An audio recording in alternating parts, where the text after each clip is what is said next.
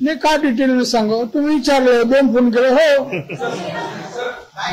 तुम्ही डिटेलमध्ये मला ऐकून घ्या, ऐकून एवढ्या सगळ्या प्रश्नावर नितेश राणेनं विचारला प्रश्न तुम्हाला महत्वाचा वाटला, बरोबर ना? आज राज्यात बाकी काही प्रश्न नाहीयेत.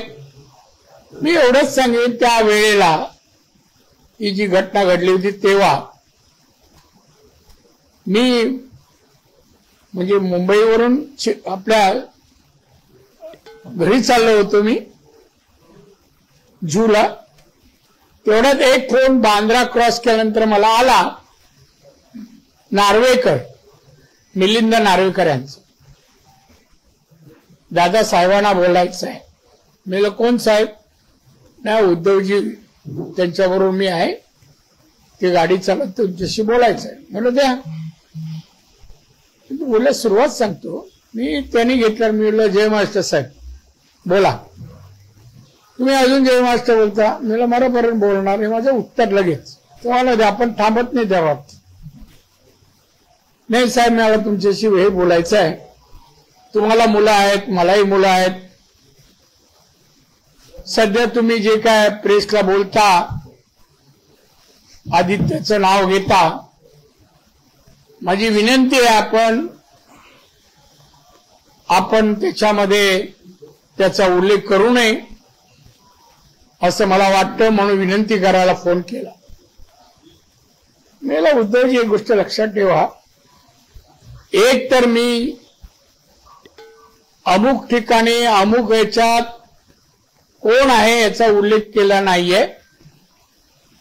निरपराध एका मुलीची अत्याचार करून हत्या झाली हे मी म्हणतोय, आणि त्यांना अटक व्हायला पाहिजे हे मी म्हणतोय. त्यात तडजोड नाही. फक्त तुम्ही जे नाव घेतलं तुमच्या मुलाचं, त्याला संध्याकाळी जिथे जातो त्यापासून तुम्ही सांभाळा, सांगा त्याला ते बरं नाही.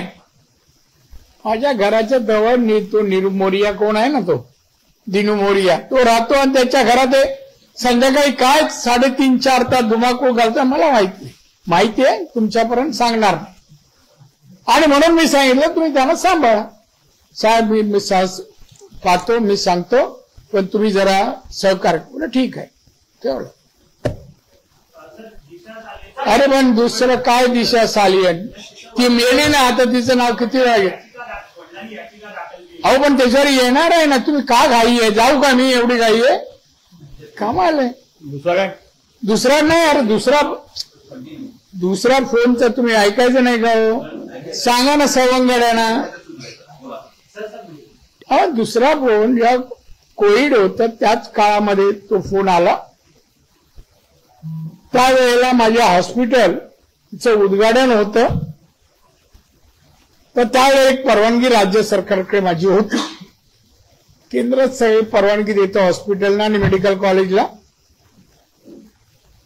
तर त्यावेळी त्यांचा फोन आला, म्हणे तुम्ही फोन केला होता? मी हो कॉलेजच्या परवानगीसाठी केला होता.